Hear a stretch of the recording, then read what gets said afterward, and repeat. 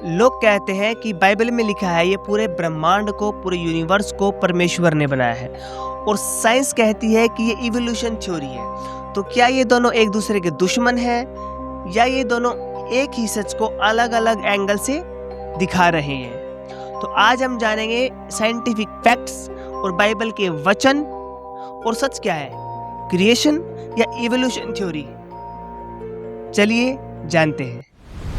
Praise the Lord, आप सभी को स्वागत है आपका खरा उपदेश बाइबल स्टडी चैनल में। यहाँ आपको बिना किसी मिलावट के खरी शिक्षा मिलती है सीधे बाइबल से। तो आज का हमारा विषय है, ये ब्रह्मांड परमेश्वर ने बनाया है या ये अपने आप बना है? क्योंकि साइंस कहता है ये अपने आप बना है, इवोल्यूशन थ्योरी है, लेकिन बाइबल बताती है कि परमेश्वर की रचना है। तो चलिए जानते हैं बाइबल से। साइंस कहती है कि यूनिवर्स की बिगिनिंग हुई, लाइफ में चेंजेस होते हैं, अडॉप्शन होता है, स्पीसीज में वेरिएशन होता है और माइक्रो इवोल्यूशन होता है। ये सत्य है। और फैक्ट ये है, सच्चाई ये है कि साइंस भी ये मानता है कि ब्रह्मांड यूनिवर्स हमेशा से नहीं था।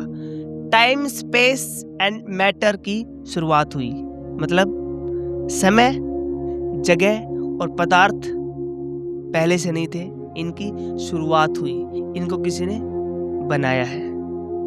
तो चलिए वचन से जानते हैं। उत्पत्ति की पुस्तक अध्याय 1 उसका 1 वचन में लिखा है, आदि में परमेश्वर ने आकाश और पृथ्वी की सृष्टि की। इस उत्पत्ति अध्याय 1 उसके 1 वचन में ही बिगिनिंग, शुरुआत सब कुछ दिख जाता है। जैसे कि आदि में, आदि क्या है? आदि है शुरुआत, समय। आदि है समय की शुरुआत। यहाँ पे परमेश्वर ने समय बनाया आदि में, यानी कि समय में, जब समय की शुरुआत हुई। फिर लिखा है परमेश्वर ने आकाश और पृथ्वी की, यानी कि जगह और पदार्थ, यानी कि स्पेस एंड मैटर की सृष्टि की। साइंस हमें बताता है कि ये सब पहले से नहीं था, कुछ हुआ है, बिग बैंग हुई है, या फिर इनकी शुरुआत हुई है। लेकिन शुरुआत हुई कैसे, किसने की है, ये साइंस नहीं बताता, ये हमें बाइबल बताती है। तो ये एक दूसरे के विरोध में नहीं है, ये एक ही सच को अलग अलग एंगल से बताया जा रहा है, बाइबल के द्वारा और साइंस के द्वारा। और लिखा है, और पृथ्वी की सृष्टि की, यानी मैटर की सृष्टि की परमेश्वर ने आदि में आकाश और पृथ्वी की सृष्टि की। मतलब विज्ञान बताता है कि इस ब्रह्मांड की शुरुआत हुई है, और बाइबल बताती है कि इस शुरुआत का कारण परमेश्वर है। तो बाइबल बताती है ये ब्रह्मांड परमेश्वर की रचना है, ये पूरे ब्रह्मांड को परमेश्वर ने बनाया है। लेकिन साइंटिस्ट कहते हैं कि बस एक बिग बैंग हुआ, जिससे ब्रह्मांड फैलता चला गया, यानी कि बाय चांस, सिर्फ एक एक्सीडेंट हुआ, एक बिग बैंग हुआ, जिससे पूरा ब्रह्मांड फैलता चला गया। क्या ये सच है? क्योंकि वैज्ञानिकों ने खोज की डीएनए की। डीएनए क्या डिजाइन है या फिर एक एक्सीडेंट है?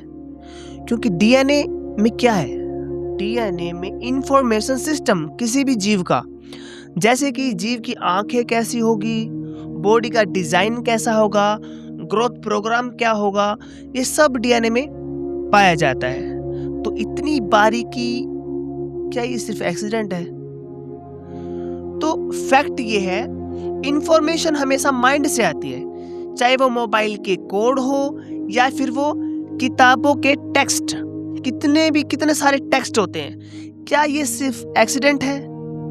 नहीं, ये इंफॉर्मेशन है, जो इंफॉर्मेशन हमेशा माइंड से आती है। तो सवाल ये है, क्या बिलियंस लेटर्स के जेनेटिक कोड, यानी अरबों अक्षरों के जेनेटिक कोड, क्या ये अपने आप बन गए? क्या ये सिर्फ एक एक्सीडेंट है? ऐसा नहीं हो सकता। चलिए हम वचन से जान लेते हैं, परमेश्वर के वचन में क्या लिखा है। यिर्मयाह की पुस्तक अध्याय 1 उसका 5 वचन, गर्भ में रचने से पहले ही मैंने तुझ पर चित्त लगाया और उत्पन्न होने से पहले ही मैंने तेरा अभिषेक किया, मैंने तुझे जातियों का अभिषिक्त ठहराया। यानी कि वचन में लिखा है, गर्भ में रचने से पहले ही मैंने तुझ पर चित्त लगाया। यानी रचने से पहले ही, यानी हम परमेश्वर की रचना है, ना कि कोई एक्सीडेंट। एक और वचन पढ़ लेते हैं, भजन संहिता अध्याय 139 उसका 13 वचन।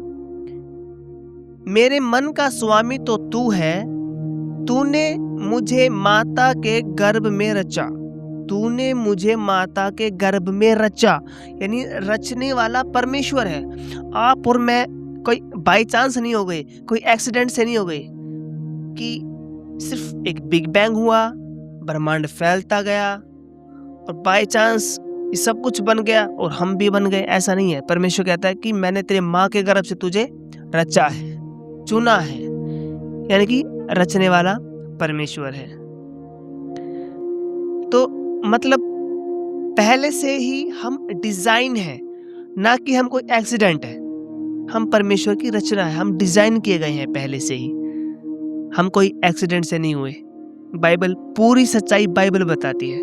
तो अब बात करते हैं इवोल्यूशन के बारे में। लेकिन इवोल्यूशन के भी कुछ लिमिट है, जैसे माइक्रो इवोल्यूशन, जैसे स्किन का कलर चेंज होना या बॉडी का साइज चेंज होना या इन्वायरमेंट के हिसाब से अडेप्शन।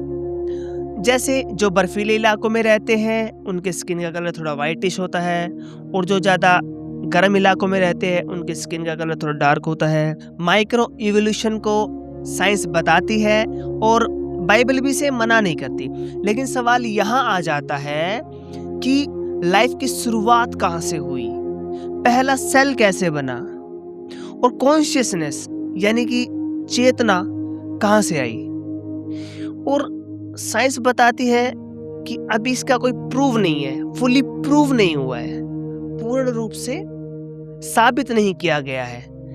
लेकिन बाइबल इसे साबित करती है और साफ साफ बताती है। जैसे हम पढ़ लेते हैं, लिखा है उत्पत्ति अध्याय 2 उसके 7 वचन में, तब यहोवा परमेश्वर ने आदम को भूमि की मिट्टी से रचा और उसके नथनों में जीवन का श्वास फूका या फूक दिया, और आदम जीवित प्राणी बन गया। यानी कि जो साइंस है वो प्रोसेस बताती है, साइंस प्रोसेस बताती है, लेकिन बाइबल सोर्स बताती है कि कहाँ से बना। जैसे कि साइंस बताती है कि कैसे बना, कैसे इवोल्यूशन हुआ, लेकिन फिर वो ये भी कहती है कि फुली प्रूव नहीं है, सिर्फ एक थ्योरी है। साइंस की सिर्फ एक थ्योरी है, लेकिन बाइबल सत्य बताती है और प्रूव के साथ बताती है कि परमेश्वर ने आदम को भूमि की मिट्टी से रचा, और ये जो मिट्टी है ये मिट्टी में मिल जाती है, भूमि की मिट्टी से रचा। तो कॉन्फ्लिक्ट कहाँ आता है, कॉन्फ्लिक्ट कहाँ जाता है, टकराव कहाँ जाता है? टकराव यहाँ आ जाता है जब साइंस कहती है कि परमेश्वर है ही नहीं, या बोल दिया जाए कि बाइबल को साइंस की बुक बना दो, या फिर बाइबल साइंस की बुक हो।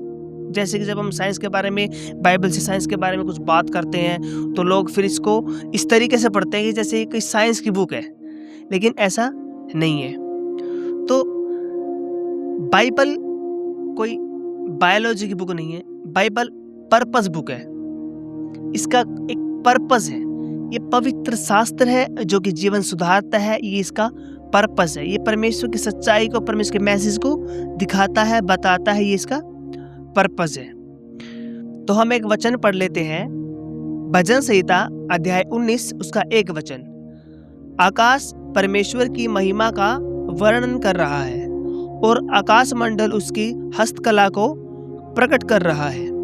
मतलब ये जो क्रिएशन है, ये जो ब्रह्मांड है, ये एविडेंस है कि कोई क्रिएटर है। ये जो ब्रह्मांड में जिसको लोग सिर्फ नेचर कह देते हैं कि नेचर है, बस ऐसे नेचर है, ये नेचर बस नहीं है, ये अपने आप नहीं हुआ। ये मैसेज है सब लोगों को कि देखो, समझो इस क्रिएशन को। ये सिर्फ एक ये नेचर यूं ही नहीं है, इसका कोई क्रिएटर है, इसका कोई रचयिता है। ये जो रचना है ऐसे नहीं हो गई है। इस रचना का रचयिता हमारा परमेश्वर है, इस ब्रह्मांड को बनाने वाला। जो हमने अभी वचन पढ़ा कि आकाश परमेश्वर की महिमा का वर्णन कर रहा है। ये सबूत है, ये एविडेंस है, जिसको लोग सिर्फ नेचर कह देते हैं। सिर्फ नेचर है, ये सिर्फ नेचर नहीं है, ये रचयिता की रचना है, जो मैसेज के तौर पे आप लोगों के लिए है, जिसे आप देख के समझ सकते हो। जैसे मैंने अभी बताया, डीएनए हजारों अरबों अक्षरों का डीएनए कोड, कैसे? ये एक्सीडेंट से नहीं बना है ये सब। तो बाइबल कहती है ये सब कुछ उसी के द्वारा उत्पन्न हुआ है, सब कुछ परमेश्वर के द्वारा उत्पन्न हुआ है। हम वचन पढ़ लेते हैं। यूहन्ना की पुस्तक अध्याय 1 उसका 3 वचन में लिखा है, सब कुछ उसी के द्वारा उत्पन्न हुआ और जो कुछ उत्पन्न हुआ है उसमें से कोई भी वस्तु उसके बिना उत्पन्न नहीं हुई। उसके बिना उत्पन्न नहीं हुई, यानी परमेश्वर के बिना उत्पन्न नहीं हुई। जो कुछ भी उत्पन्न हुआ है उसमें से कुछ भी उसके बिना उत्पन्न नहीं हुआ, यानी परमेश्वर के बिना उत्पन्न नहीं हुआ। यानी ये जितनी भी उत्पत्ति की है ये परमेश्वर ने की है, और उसके बिना उत्पन्न नहीं हुआ का मतलब है प्रभु यीशु मसीह के बिना उत्पन्न नहीं हुआ, क्योंकि प्रभु यीशु मसीह के लिए और उसके द्वारा और उसी से सब कुछ उत्पन्न हुआ है, ऐसा वचन में लिखा है। और साइंस कहता है कि यू आर ए एक्सीडेंट, आप एक्सीडेंट से बन गए, बिग बैंग थ्योरी हुई और बिग बैंग हुआ और आप बाय चांस बन गए, बाय चांस आप अस्तित्व में आ गए। लेकिन ऐसा नहीं है। परमेश्वर कहता है कि आप परमेश्वर की रचना हो। साइंस कहता है यू आर एक्सीडेंट, लेकिन परमेश्वर कहता है यू आर ए पर्पस। आप एक पर्पस हो, ना कि एक्सीडेंट। तो सवाल ये नहीं कि क्रिएशन या इवोल्यूशन, सवाल ये है क्या आप प्रोसेस को मानोगे या प्रोसेस के पीछे वाले परमेश्वर को भी मानोगे? क्योंकि साइंस बताती है हाउ, यानी कैसे, और बाइबल बताती है हु एंड व्हाई, यानी कि क्यों और कैसे। यानी कि सिर्फ साइंस आपको प्रोसेस बताएगी और बाइबल आपको क्यों हुआ है, इसका कारण क्या है और किसने बनाया है, बाइबल आपको डिटेल में बताएगी। तो एक वचन पढ़ लेते हैं, भजन संहिता अध्याय 14 उसका 1 वचन। मूर्ख ने अपने मन में कहा है कोई परमेश्वर है ही नहीं। मूर्ख ने अपने मन में कहा है कि कोई परमेश्वर है ही नहीं। वो मूर्खों वाले काम करते हैं जो इस एविडेंस को देख के, इस परमेश्वर के मैसेज को देख के, इस ब्रह्मांड को देख के भी कहते हैं कि कोई परमेश्वर है ही नहीं। इतनी गहराइयां डीएनए में, ब्रह्मांड में, ब्रह्मांड की एक एक चीजों में इतनी गहराइयां, इतनी डिटेल कैसे हो सकती है? एक्सीडेंट से ये एक्सीडेंट से नहीं हुआ है। तो अभी काफी अपने भाई या बहन बोलेंगे कि अगर परमेश्वर है तो ब्रह्मांड में या इस दुनिया में इतनी बुराई क्यों है? तो इसका भी जवाब मैंने मेरी वीडियोस में दिया हुआ है। अगर किसी ने नहीं देखी है तो आप जाके देख सकते हो। तो फिर कोई बोलेगा ये क्यों बनाई है ये दुनिया, इसका क्या कारण है, इतनी बुराई क्यों है, क्यों इतने एक्सीडेंट होते हैं? तो इनके जवाब भी मैंने मेरी वीडियो में दिए हुए हैं, तो आप जाके मेरी वीडियोस को देख सकते हो। तो साइंस बिना बाइबल के आधा अधूरा हो सकता है, लेकिन बाइबल बिना साइंस के नहीं, क्योंकि साइंस भी परमेश्वर की ही क्रिएशन है। इसीलिए परमेश्वर ही सत्य है, परमेश्वर ही रचयिता है, परमेश्वर ने पूरे ब्रह्मांड को बनाया है। आप मानो या ना मानो, अगर नहीं मानोगे तो आप उसके क्रिएशन को देख सकते हो, समझ सकते हो, तो आपको भी समझ में आएगा कि सचमुच ये एक्सीडेंट नहीं है, ये डिजाइंड है। ब्रह्मांड की हर एक चीज डिजाइंड है, बहुत अच्छे से डिजाइन करके बनाई हुई है एक पर्पस से। तो मैं आशा करता हूँ आपको ये पवित्र वचन और आज के साइंटिफिक फैक्ट्स आपको समझ में आए होंगे। ऐसे ही बाइबल की गहराइयाँ जानने के लिए हमारे चैनल खरा उपदेश को सब्सक्राइब करें और वीडियो को लाइक करें और कमेंट करना ना भूलें और बेल आइकन को भी जरूर दबा दें, जिससे हमारे आने वाली वीडियोस की नोटिफिकेशन सबसे पहले आपके पास पहुँचे। आप सभी को जय मसीह की।